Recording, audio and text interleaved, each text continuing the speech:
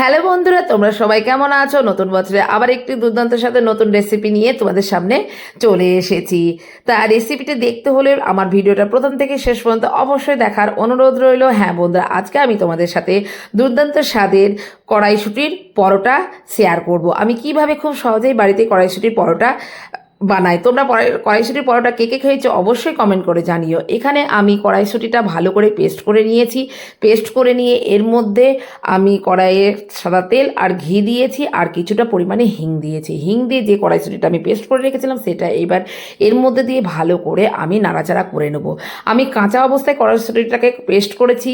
এর মধ্যে তোমার আদা দিয়েছি, কাঁচা লঙ্কা দিয়েছি, লবণ স্বাদ মতো আর মিষ্টি দিয়ে নিয়েছি। দিয়ে ভালো করে আমি কড়াইশুঁটির পুরটা তৈরি করে নিয়েছি। এদিকে আমি পরিমাণ মতো ময়দা নিয়েছি। ময়দা নিয়ে এইবার ভালো করে ময়দাটাকে আমি মেখে নেব। এর মধ্যে তোমার স্বাদ মতো লবণ দেব, আর কিছুটা পরিমাণে এখানে ময়ামের জন্য সাদা তেল দেবো। এখানে কিন্তু আমি কোনো চিনির ব্যবহার করব না, আমরা যেটা সাধারণত নর্মাল পরোটার ক্ষেত্রে ব্যবহার করি। যেহেতু এটা কড়াইশুঁটির কচুরি হবে, যেহেতু আমার ওই কড়াইশুঁটির মধ্যেই পুরের মধ্যে মিষ্টি দেওয়া আছে, সেই জন্য এখানে আমি মিষ্টি ব্যবহার করবো না। তো আমার ময়দাটা মাখা হয়ে গেছে। এইবার ভালো করে নিচি করে নিয়ে একে একে আমি পুরটা ভালো করে এই নিচের মধ্যে পুরে নিয়ে পরোটাটাকে রেডি করে নেব। তো দেখতেই পাচ্ছ বন্ধুরা, আমি পুরটাকে ভালো করে নিয়ে হাতের সাহায্যে চারিদিকে ময়দার নিচির মধ্যে ছড়িয়ে দিচ্ছি। তাহলে যখন তোমরা পরোটাটা বেলবে বন্ধুরা, তখন চারিদিকে ওই পুরটা ছড়িয়ে থাকবে।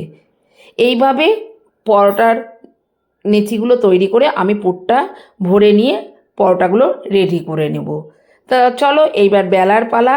কিভাবে বেলতে হবে সেটাও তোমাদেরকে আমি দেখিয়ে দিচ্ছি বন্ধুরা। হাতে ময়দা নিয়ে ভালো করে হাতের সাহায্যে একটু প্রেসার দিয়ে চারিদিকে যে পুরটা আছে, তাহলে চারিদিকে পুরটা ছড়িয়ে যাবে। এইভাবে ভালো করে ময়দা দিয়ে বেলে নিবে। আর বাকিগুলো রয়েছে, আর একসাথে তোমরা বেলবে না, কারণ একসাথে বেলে রাখলে কি বলো তো, পরোটাটা সেই নরম হয়ে যাবে। সেই জন্য যেরকম যেরকম করবে সেরকম সঙ্গে সঙ্গে বেলে নিবে। তো এদিকে আমি চাটুতে বসিয়ে দিয়েছি, আর এদিকে আমার পরোটা দুপেট সেঁকে নেওয়া হয়ে গেছে। এইবার শুধু তেল দিয়ে ভাজার পালা। এইভাবে এই পদ্ধতিতে তোমরা বাড়িতে একবার কড়াইশুঁটির পরোটা বানিয়ে খেয়ে দেখো, অসাধারণ লাগে খেতে। এর সাথে কোনো তরকারি ছাড়াও ভালো লাগবে, কারণ যেহেতু ভিতরে পুরটা আছে, শুধু খেতে খুব ভালো লাগবে। তো এইভাবে তোমরা একবার বাড়িতে বানিয়ে খেয়ে দেখো। তা আমার ভিডিওটা কেমন লাগলো তোমরা অবশ্যই কমেন্ট করে জানিও। টাটা, সকলে খুব ভালো থেকো, সুস্থ থেকো। দেখা হবে আবার কোনো নেক্সট ভিডিওতে।